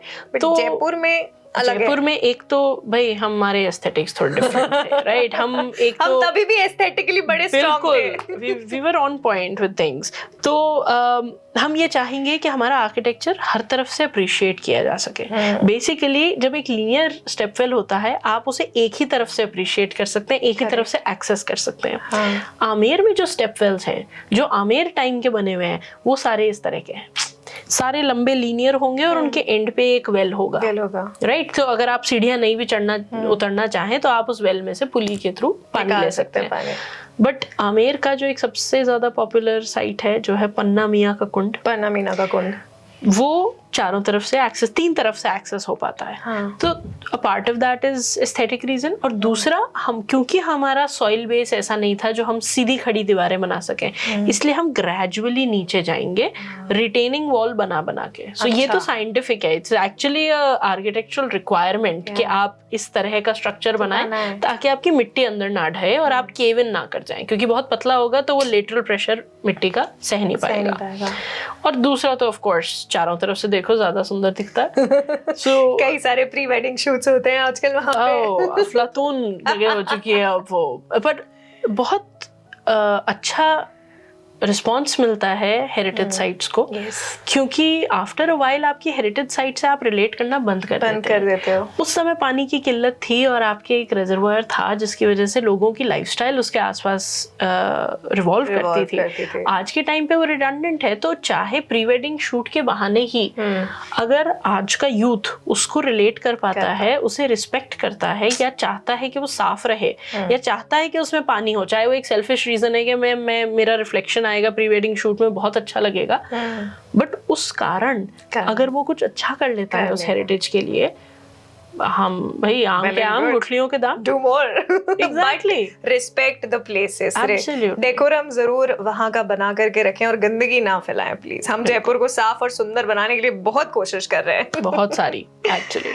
बट हेरिटेज साइट्स अगर कंटेम्प्रेरी यूज में आके उनके लिए रिस्पेक्ट बढ़ता है और उनका यूज बढ़ता है। So nothing like it. Correct. मतलब ठीक है, प्री वेडिंग शूट के बहाने ही सही, जगह साफ रहती है, आप विजिट करते हैं तो हो सकता है कि वो गंदी हो रही हो तो आप किसी के नोटिस में ला पाए। Plus when you put up those pictures और वीडियोस, तो चार लोग पूछते हैं कि ये जगह कौन सी है, तो और ज्यादा हमारा शहर पॉपुलर होता है। तो प्लीज करते रहिए। Coming back to the world city, हमारी चॉपर्स बनी हुई है, गेट्स है हमारे इतने सारे, 7 गेट्स आई बिलीव। तो इनका ये आर्किटेक्चर कैसे बनाया गया है, क्या सोचा गया था, एंड बड़ी चॉपर, छोटी चॉपर, एज अ लेमैन कोई नया अगर आ रहा है तो वो कैसे समझ सकता है इनके आर्किटेक्चर को? पहले तो हमारी 3 चौपड़ है, छोटी चौपड़, बड़ी चौपड़ और रामगंज चौपड़। अच्छा। रामगंज चौपड़ को हर कोई भूल जाता है, एक तो क्योंकि अभी मेट्रो बनी नहीं है वहां तक, है ना। पर एसेंशियली जो ज्योमेट्रिक लेआउट की हम बात कर रहे थे सिटी में, जो चौपड़ बनी उसका एक बहुत ही मतलब साइंटिफिक, आर्किटेक्चरल, टोपोग्राफिकल बहुत ही कॉम्प्लेक्स सा रीजन है। क्या था, आमेर हमारा कैपिटल था, सांगानेर एक ट्रेड्स टाउन की तरह एग्जिस्ट करता था 15th सेंचुरी से ही। ब्लॉक प्रिंटिंग तब भी होती थी और जो मलमल पे ब्लॉक प्रिंटिंग होती थी वो मुगल्स के लिए जाया करती थी, उनके गर्मियों के जामा बनने के लिए। तो बेसिकली वो जो अनारकली स्टाइल का आपको जामा होता है, Mughals used to prefer Sanganeri print, क्योंकि मलमल पे और वो वेजिटेबल डाई से छोटे छींट के प्रिंट, जो छींट बाय द वे एंग्लोसाइज होके चिंट्स प्रिंट की तरह जाना गया। तो अगर आप गूगल करेंगे चिंट्स, CHINTZ, चिंट्स प्रिंट्स एक समय पे टुक यूरोप बाय स्टॉर्म। इंपोर्ट हुआ करता था वहां पे, एंड था क्या, बेसिकली छींट का प्रिंट। जो हम आज यूं कर लेते हैं कि नहीं सांगानेरी प्रिंट तो आउट ऑफ फैशन, तो आप सोचिए मुगल्स पहना करते थे। बहुत डिमांड है आज भी, जयपुर के बाहर जाइए लोग मांगते हैं कि ये लाके दो हमें। टेक्निकली वो जो एक रोड थी जो आमेर से सांगानेर कनेक्ट करती थी, वो तो एग्जिस्ट करती थी। और अगर आप चौपड़ पे खड़े होंगे और दोनों तरफ देखेंगे तो हवा महल की तरफ आपको सड़क बहुत ही अच्छी तरह नीचे जाती हुई दिखेगी। अच्छा, ओके। अगर आप हवा महल पे ड्राइव करें, अगर साइकिल चलाएं, आप पेडल मत मारिए, अपने आप नीचे जाते जाएंगे, लुढ़कते जाएंगे। वो इतना स्टीप स्लोप है। और वैसा ही स्लोप इस तरफ जौहरी बाजार और किशनपोल और इस तरफ भी है। वो एक रिज हुआ करती थी, तो जब जयपुर प्लान हुआ है तो उस रिज का और वो जो आमेर से सांगानेर की सड़क जो थी उसका जो इंटरसेक्शन था वो हमारी पहली चौपड़ थी, जो बड़ी चौपड़ है। और उसके बाद एक एसेंशियली एक ज्योमेट्रिक लेआउट की तरह है। अगर आप ज्योमेट्री अपन सबने स्कूल में पढ़ी थी, चाहे पसंद थी चाहे नहीं थी, पर आप रिलेट करेंगे जब मैं एक्सप्लेन करूं। एक कंपास की नीडल अगर आप गोविंद देव जी पे रखें और बड़ी चौपड़ का डिस्टेंस लें और उसको फिर दूसरी तरफ भी मारें तो आपको छोटी चौपड़ का डिस्टेंस, वो छोटी चौपड़ मिल जाती है सेम डिस्टेंस पे। वाओ। इक्विलेटरल ट्रायंगल बनता, मतलब आइसोसेलेस ट्रायंगल बनता है गोविंद देव जी से बड़ी चौपड़ और गोविंद देव जी से छोटी चौपड़। और फिर वो जो डिस्टेंस था ना छोटी चौपड़ से बड़ी चौपड़ का, रफली 800 मीटर्स, 815 या ऐसा कुछ मीटर्स आता है, उसको उधर कर देंगे तो रामगंज चौपड़ मिल जाएगा। कैलकुलेशंस, प्रिसाइज, मतलब थोड़ा बहुत फर्क है, कुछ 5-10 मीटर का, बट इफेक्टिवली ऐसा ही है। और फिर छोटी चौपड़ से उधर जाएंगे तो चांदपोल और रामगंज चौपड़ से उधर जाएंगे तो सूरजपोल। सो इफेक्टिवली इक्वल डिविजन्स हैं हमारे उसमें। और चौपड़ जो नाम आया वो चौपड़ का जो खेल था जो लूडो का प्रीडिसेसर है बेसिकली, ऐसे ही बना हुआ होता है। एग्जैक्टली, चौपड़ का फॉर्म एग्जैक्टली वो था। अभी तो मेट्रो के बाद वो थोड़ा सा चेंज हो गया क्योंकि मेट्रो स्टेशंस आ गए, पर अगर आप पहले मेट्रो के बनने से पहले अगर आपको उस टाइम का चौपड़ याद हो तो चारों तरफ खंदे और 4 रोड्स, बिल्कुल। और अगर रोड की विड्थ x है तो चौपड़ की विड्थ है 3x, वो 3 गुना थी। तो चौपड़ वाज बेसिकली एक अर्बन स्क्वायर। साइड में खंदों पे इनफॉर्मल मार्केट्स लग जाते थे, चाहे वो फूल मंडी हो जो आज भी लगती है, फूल मंडी है, वो गोटे का काम चलता है वहां पे, चाबी बनाने वाले बैठते हैं। पहले वो बच्चों को पिरवा के नहीं वो पहनाते नजरिए, तो वो कंठे पिरोने वाले बैठते थे वहां पे। It is a testament to foresight of the Maharajas जिन्होंने ये बनवाया, and the strong architecture and the continued respect जो है हमारे citizens का उस स्कीम को लेके कि जयपुर आज भी रेलेवेंट है, बिल्कुल आउटडेटेड नहीं हुआ है। आज मेट्रो आ गई तो मेट्रो को भी अपने अंदर सबस्यूम करके चल रहा है without failing as a city. So Chaupar हो गई, हमारी सड़कें हो गई जिस तरह से प्लान है। आपने गेट्स की बात की थी, एसेंशियली जयपुर के आर्किटेक्चर और प्लानिंग में नंबर 7 का बहुत स्ट्रॉन्ग रोल है। अब वो 7 क्यों है? 7 एक कॉस्मिक नंबर है, 7 कॉन्टिनेंट्स हैं वर्ल्ड में, सफेद रंग में 7 कंपोनेंट्स होते हैं, तो 7 is a very cosmic number. Exactly, so it's a very cosmic number. Originally हमारे 7 गेट्स थे, 2 गेट्स बाद में ऐड हुए हैं, एक तो न्यू गेट जो ओरिजिनल स्कीम का पार्ट नहीं था, और एक सम्राट गेट। बाकी 7 गेट थे हमारे पहले थे। और हमारे 7 गेट्स को आइडेंटिफाई करने का एक चीट कोड देती हूँ आपको। नॉट जस्ट जयपुर, आपको ये पैन राजस्थान मिलेगा, एटलीस्ट पैन राजस्थान में, बाकी जगह ना मिले, शेखावाटी में जरूर मिलेगा। बाय द वे, शेखावाटी के टाउन्स जयपुर से काफी इंस्पायर हुए थे। 1727 में जयपुर बना, 1737 में नवलगढ़ की स्थापना हुई है। उसके बाद रामगढ़, शेखावाटी आया, फतेहपुर आया, तो ये बहुत सारी इंस्पिरेशन ली है। तो वो जो चीट कोड की मैं बात कर रही थी, ओरिजिनल दरवाजों पे आपको हनुमान जी का मंदिर में पक्का मिलेगा, हर दरवाजे पे, ओरिजिनल पे। सूरजपोल पे है, आपके घाट दरवाजा पे है, सांगानेरी गेट पे है, अजमेरी गेट पे है, चांदपोल पे है, जोरावर सिंह गेट पे है। और ये क्यों होता था? क्योंकि पहले के टाइम पे अपने शहर को छोड़ के जाना एक पनिशमेंट भी मानी जाती थी, और दूसरा एक बहुत ही ब्रेव एक्ट माना जाता था, डर रहता था। तो आप हनुमान जी की पूजा करते ही हैं जब कोई आपको ऐसी साहस वाली चीज करनी होती है। और दूसरा एक बहुत प्रैक्टिकल रीजन था, हम एक ट्रेड्स टाउन थे, मतलब जानवर लेके आएंगे, जो भी ट्रेड्स पीपल आएंगे, मोस्टली घोड़े होते थे। हनुमान जी के प्रसाद क्या चढ़ता है? चना और गुड़। आपके जानवरों के लिए खाने तक की जुगाड़ हो जाएगा वहां पे, क्योंकि वो हनुमान जी का मंदिर है।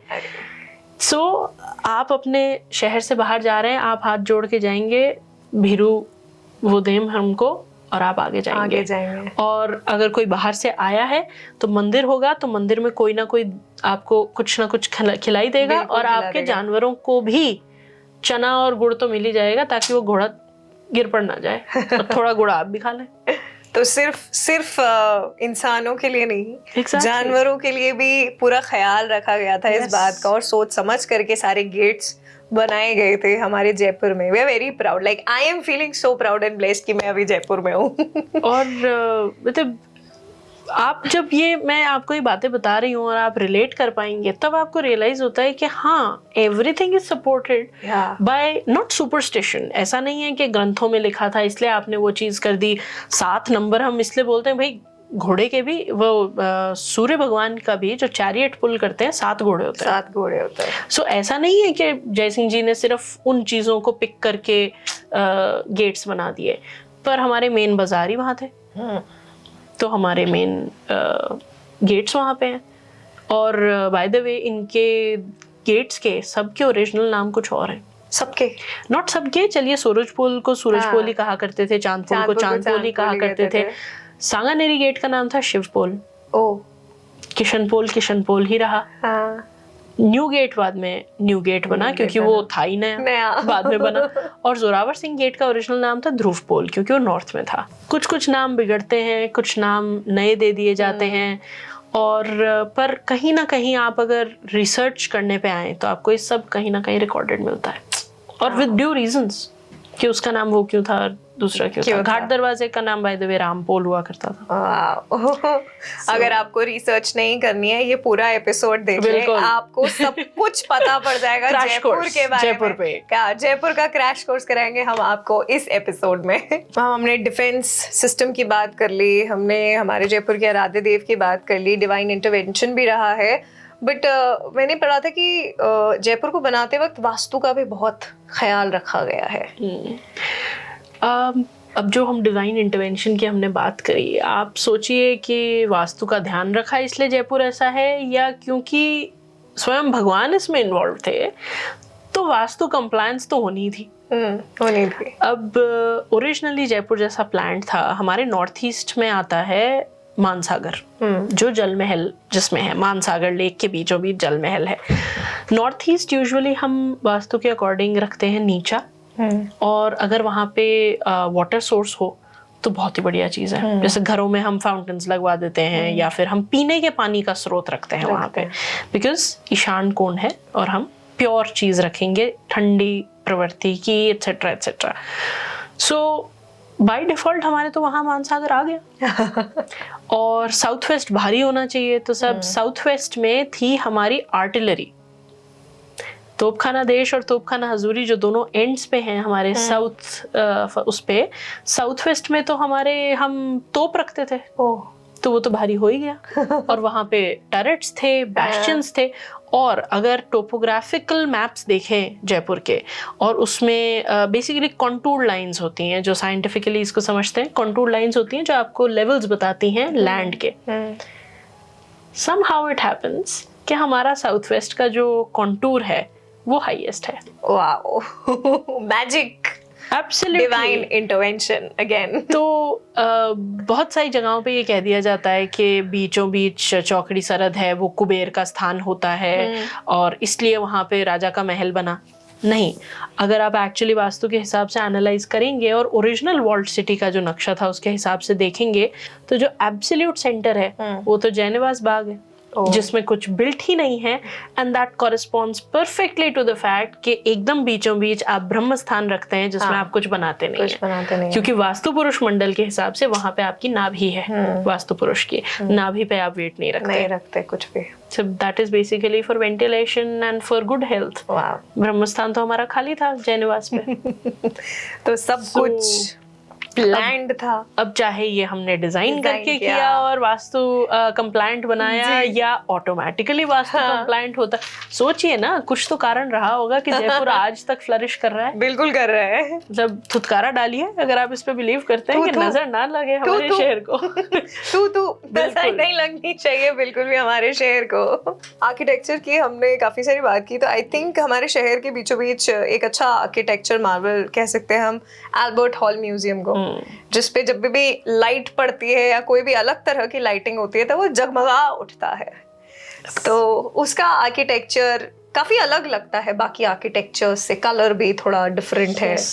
ये एक बहुत अच्छा ऑब्जर्वेशन है आपका। एंड एक टाइम पे मतलब हम लोग उसे कहें तो that was the original landmark, मतलब एक लैंडमार्क की तरह जिसे बनाया गया। मोस्टली आप देखेंगे not just in India but across the world, museums हमेशा एक टर्म कहते हैं हम अडेप्टिव रीयूज, कि बना किसी और चीज के लिए थी कोई स्ट्रक्चर और अब हमने उसको अडेप्टिवली रीयूज करके कुछ और बना दिया। जैसे पुराने महल हैं, हम बहुत सारे उनमें म्यूजियम्स बना चुके हैं। एल्बर्ट हॉल एक ऐसी बिल्डिंग थी जो डिजाइंड ही म्यूजियम्स और एग्जीबिशंस के लिए हुई थी। सो इसकी भी स्टोरी है। Original idea and concept came in the time of Ram Singh the second, Sawai Ram Singh ji के टाइम पे आया था, बट इससे पहले कि वो फाइनली इसकी डिजाइन्स फाइनल करते और कंस्ट्रक्शन शुरू होता, ही पास्ड अवे।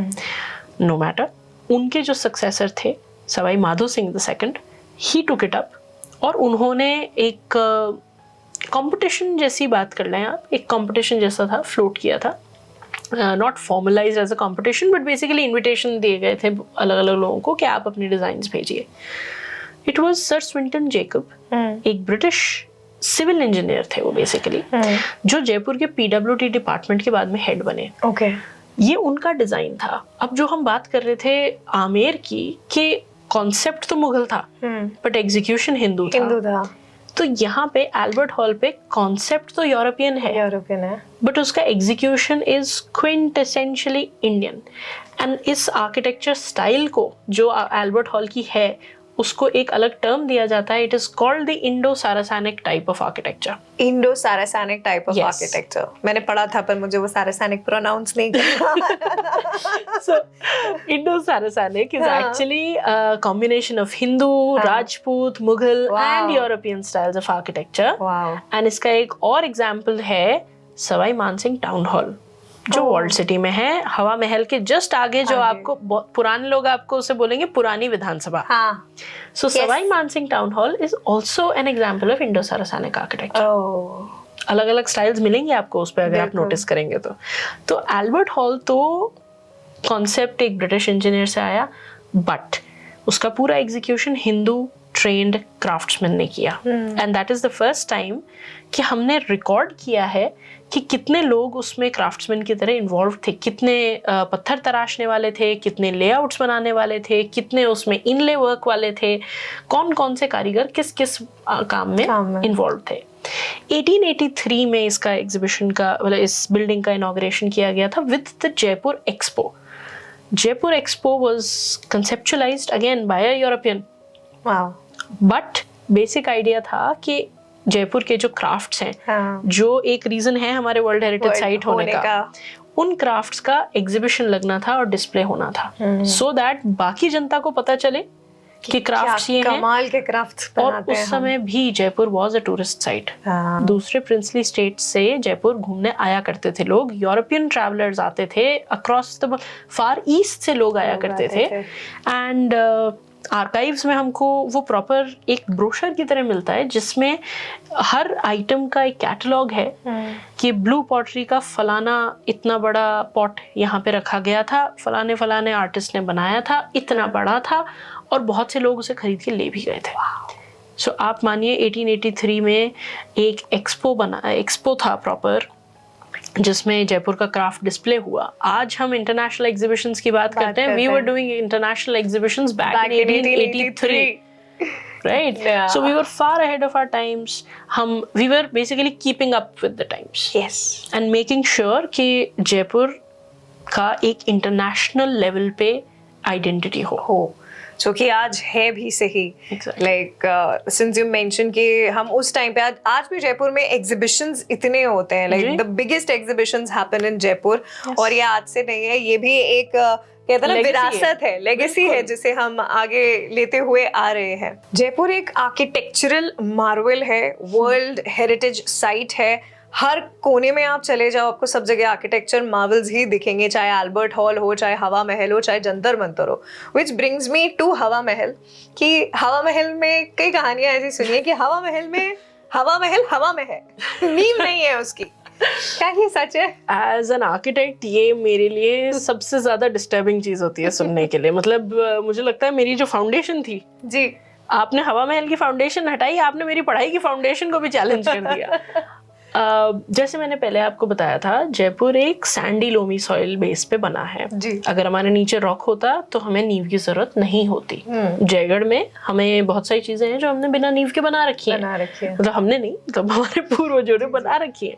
बट जयपुर जहाँ पे है वहाँ बिना नींव के कंस्ट्रक्शन नहीं हो सकता था, and specially of a structure जो इतना ऊंचा है। और बेसिकली हवा महल जो आप देखते हैं ना, वो एक रियर फसाड है, वो बेसिकली एक शेल है जो नीचे चौड़ा है और ऊपर जाते जाते पतला होता गया है, क्योंकि स्टोन मेसनरी है, ऊपर जा जाके जालियां हो जाती हैं, पतला हो जाता है वेट कम करने के लिए। ऐसा बिल्कुल नहीं है कि उसकी नींव नहीं है, उसकी नींव है। ये अपभ्रंश जैसे होता है ना चीजों का, वैसे ही चीजों को सेंसेशनलाइज करने के लिए एक जने ने बोला, दूसरे ने सुन लिया, तीसरे को बोला, और वो चीज चलती चली गई। Chinese whispers actually. तो ठीक है, टूरिस्ट को बरगलाने के लिए ये चीज चल रही है, बट फैक्ट चेकिंग अगर हम करें तो उसमें डेफिनेटली उसमें नींव है, क्योंकि उसके नीचे के लेवल्स पे तहखाने भी होंगे। यूजुअली हर पैलेस के नीचे तहखाने होते थे। बाय द वे, हवा महल is not just that facade, उसके पीछे एक पूरा महल है। और उसकी एंट्री होती है, जो नगर निगम का ऑफिस है उसके एकदम सामने उसकी एंट्री है। जाइएगा जी, बहुत इंटरेस्टिंग है।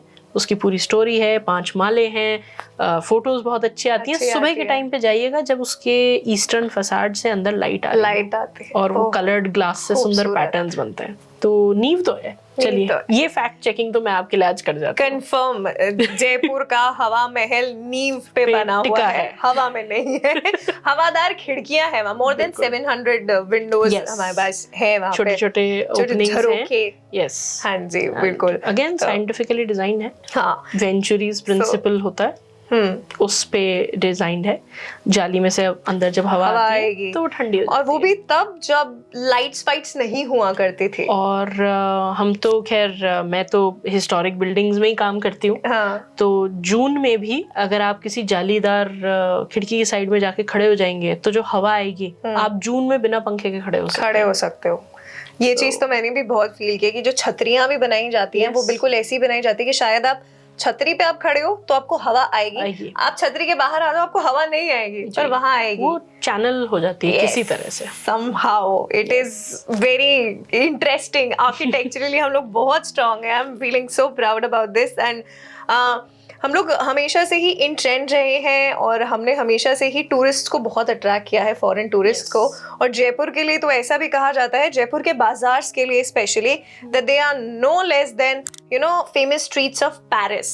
पेरिस के लोग इतने दीवाने होते हैं, मैं खुद हूँ, I am a big Paris and Eiffel tower fan. और आजकल के यंग जनरेशन भी पेरिस बहुत जाना चाहती है, लेकिन जयपुर को मतलब पेरिस से कंपेयर किया जाता है, उसके बाजार्स को, उसकी सिटीज को। वो किस वजह से?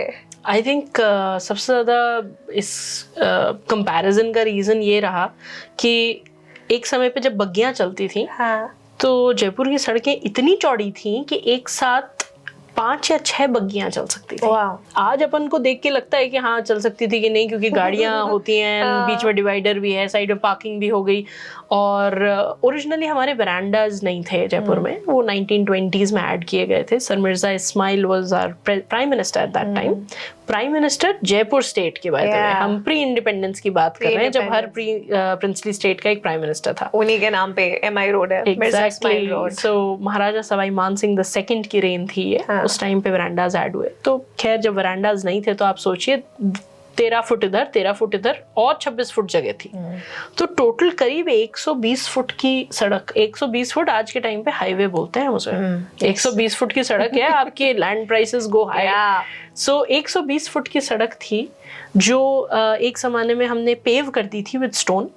उस पे जब बग्गियां चल रही हैं parallel to each other, Paris से कहाँ कम है ये। और पेरिस की सबसे मेन जो पॉपुलर स्ट्रीट है द शॉन्ज़-एलीज़े, जिस पे डिजाइनर स्टोर्स हैं, एंड मतलब करीब 1.5 किलोमीटर लंबी है।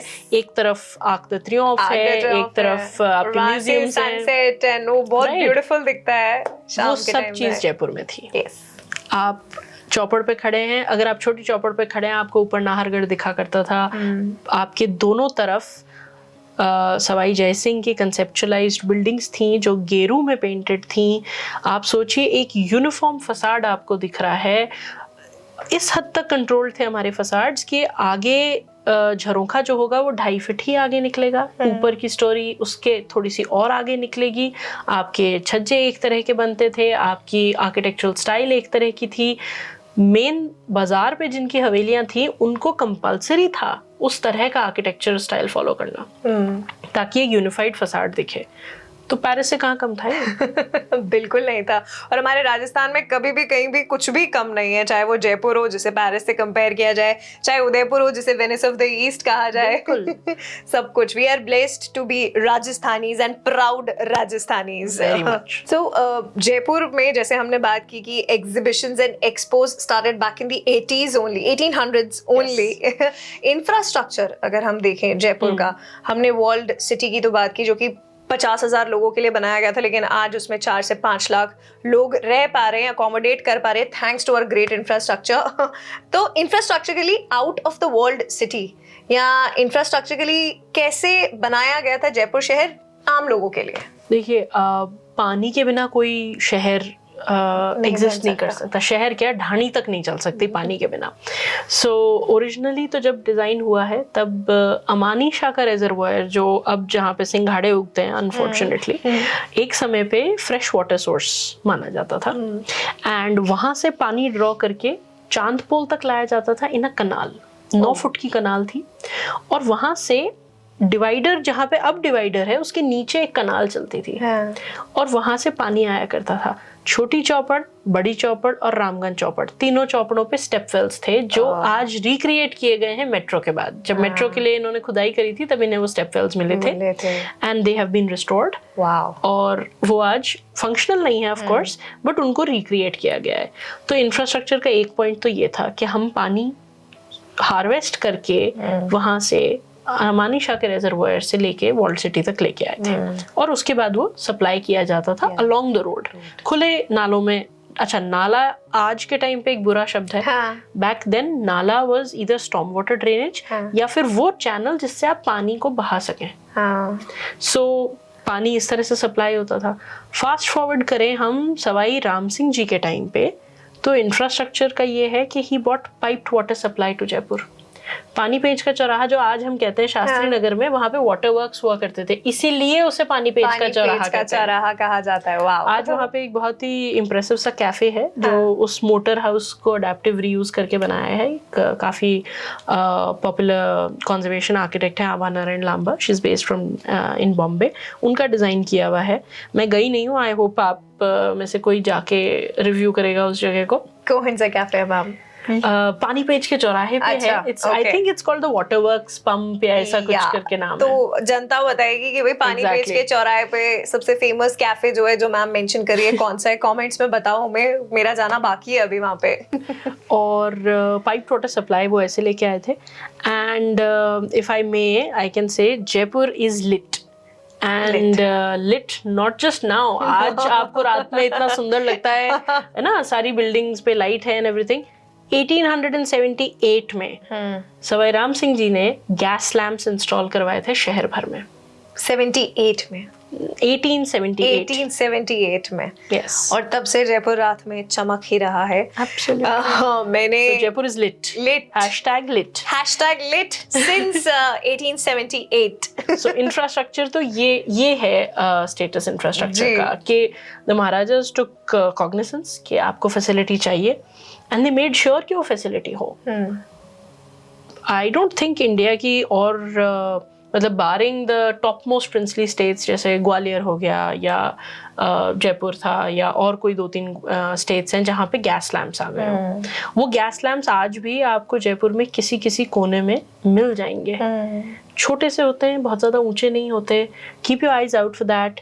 कास्ट आयरन का बना हुआ होगा, ढूंढिएगा और इनके कमेंट्स में बताइएगा इनको कि कहाँ मिला आपको। इस गैस लैंप्स से मैम ने जो मेंशन किया, मुझे याद है कि हम लोग जब बात भी कर रहे थे, आपने बताया था कि ओल्ड सिटी में जो लाइट के पोल्स लगे हुए हैं सन वाले, हाँ सन वाले, सबको लगता है कि वो सरकार ने लगवाए हैं, शायद गवर्नमेंट ने लगवाए हैं, बट वो तब की सरकार ने लगवाए थे।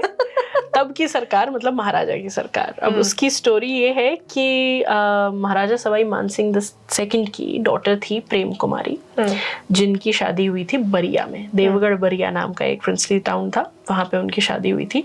जब उनकी बारात आनी थी, बारात को एंटरटेन किया जा रहा था अल्बर्ट हॉल में। मतलब चाक भात, ये अपना जो बारात आती है तब जो स्वागत होता है वो वहां थी। एंड वहां से एक सेरेमोनियल पाथ लेके वो लोग अंदर आने वाले थे। अब वो सेरेमोनियल पाथ आ रहा था जौहरी बाजार से। तो जौहरी बाजार को थोड़ा सा आप स्पेशल कैसे बनाएंगे? जौहरी बाजार पे उस समय वो सन लैंप्स इंस्टॉल किए गए थे। Wow, and we are talking what year?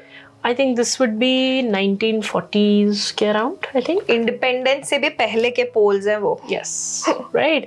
तो वो तब की मतलब I am slightly confused with the exact year, but वो decade वो वाली है। जी। So SMS2 के टाइम के हैं वो। एंड एक और चीज़ आप नोटिस कीजिएगा कि जो चौपड़ है अपनी बड़ी चौपड़, उस पे जब आप खड़े होते हैं तो 2 छतरियां दिखती हैं हम लोग को, और फिर आप छोटी चौपड़ पे जाते हैं तो भी वो 2 छतरियां दिखती हैं। वो चौकड़ी सरहद की सदर्न बाउंड्री तो है। तो वो एक स्पेशल रोड है बेसिकली, वाओ, जिसके बीचों बीच त्रिपोलिया आता है, जो अब सेरेमोनियल एंट्रेंस है सिटी पैलेस का। तो वो जो सन लैम्प्स हैं वो सन इसलिए हैं क्योंकि हम सूर्यवंशी कछावाज की बात कर रहे हैं जी। और लैम्प नए इसलिए क्योंकि शादी है, शादी का अपन तो शादी का घर सजाते हैं, वो तो पूरी रियासत सजाई होगी उन्होंने। तो क्योंकि वो पाथ बारातियों का होना था, इसलिए वो लैम्प्स वहां पे लगे। अनफॉर्चुनेट है थोड़ा आज के वो लैम्प्स बहुत सारे टूट गए हैं, उनकी मेंटेनेंस उतनी नहीं हो रही। बट अब जेएमसी ने उसका एक इमिटेशन वैसे ही सेम प्रोफाइल में मेटल में लैम्प्स इंस्टॉल किए तो हैं। सो किसी तरह से लेगेसी को रिवाइव करने की, मेंटेन करने की कोशिश की जा रही है। Wow, I have got to know so much. इतना कुछ पता पड़ा है मुझे जयपुर के बारे में, और राजस्थान की आन मान शान और जान जयपुर है। यूनेस्को ने वर्ल्ड हेरिटेज साइट इसे डिक्लेयर किया हुआ है। टूरिस्ट दुनिया भर से आते हैं देखने, और आज का अगर ये आपने एपिसोड एंड तक देख लिया है तो आपको पता होगा कि ऐसा क्यों है। So thank you so much Chandni ma'am, इतनी सारी इंटरेस्टिंग कहानियाँ, स्टोरीज, इनसाइट्स शेयर करने के लिए। आई एम श्योर कि मैं भी अब अगली बार कभी भी इन मॉन्यूमेंट्स या इन जगहों, इन फोर्ट्स के पास जाऊंगी तो मैं बहुत अलग नज़र से इनको देखूंगी। और इतने सारे चीट कोड्स आपने शेयर किए हमारे साथ। जयपुर के लोगों, राजस्थान के लोगों, हिंदुस्तान के लोगों, इसको ज़्यादा से ज़्यादा आप शेयर करें। और जयपुर जो कि ना सिर्फ अपने ट्रेडिशंस के लिए, अपने क्राफ्ट्समैनशिप के लिए, बल्कि अपने आर्किटेक्चर के लिए भी बहुत ज़्यादा जाना जाता है, तो ये उनके साथ शेयर करें, अपने फैमिलीज़ के साथ शेयर करें। और ऐसी ही कोशिश हम करते रहेंगे। जयपुर से जुड़ी जितनी भी और कहानियाँ हैं, हिस्ट्री की, हेरिटेज की, कल्चर की, will keep bringing them to you. The Jaipur diaries में मैं हूँ आरजे दामिनी आपके साथ। रेडियो सिटी राजस्थान के चैनल को आप ज़रूर सब्सक्राइब करें, और चांदनी मैम को भी आप सोशल मीडिया पे ढूंढ सकते हैं। मैम का एक पेज भी है जयपुर अनचार्टर्ड के नाम से। जयपुर अनचार्टेड हम हेरिटेज वॉक्स करते हैं, तो इस क्रैश कोर्स के बाद अगर आपको थोड़ा सा और ज्ञान चाहिए हो जयपुर के बारे में, प्लीज हमें मौका दीजिएगा। Yes please, and weed be more than glad. और इसके साथ में एक छोटा सा कोट है मेरा जो बहुत बहुत ज़्यादा फेवरेट है और जयपुर पे है। जयपुर शहर अजब नमूना, अंदर माटी ऊपर चूना। जयपुर शहर अजब नमूना, अंदर माटी ऊपर चूना। क्योंकि हमने मॉडर्न लाइम मोटर में बनाया था पूरा शहर, और बाद में उसको लाइम से प्लास्टर कर दिया था। वाओ, इसीलिए सबसे जल्दी बन गया था 7 साल में। 7 साल में, वाओ। तो देखिए हम खत्म करते करते भी आपको कुछ ना कुछ देके जा रहे हैं, पॉइंटर्स बताते हुए जा रहे हैं। I love the city of Jaipur. मैं यहाँ पे बड़ी हुई हूँ, मैं I am very passionate about the city. और अगर इस एपिसोड के बाद आपको सिटी के बारे में कुछ नया पता चला है, या आपका एंथुजियाज्म या आपकी क्यूरियोसिटी स्टोक हुई है to know more about the city, I think मैंने एक मतलब मेरी लिस्ट में मैंने बहुत अच्छा काम किया है। yes. अगर आपने ये वीडियो यहाँ तक देख लिया है, इसका मतलब कि आप वीडियो के अंत तक आ चुके हैं। पूरा वीडियो देखने के लिए बहुत बहुत शुक्रिया। इसी प्रकार के राजस्थान से जुड़े और भी ज्यादा कंटेंट अगर आपको देखना है तो रेडियो सिटी राजस्थान को आप जरूर सब्सक्राइब करें यूट्यूब पर, साथ ही फेसबुक पर पेज को लाइक करें और इंस्टाग्राम पर फॉलो भी करें। Stay tuned to Radio City Rajasthan. खम्मा गणी।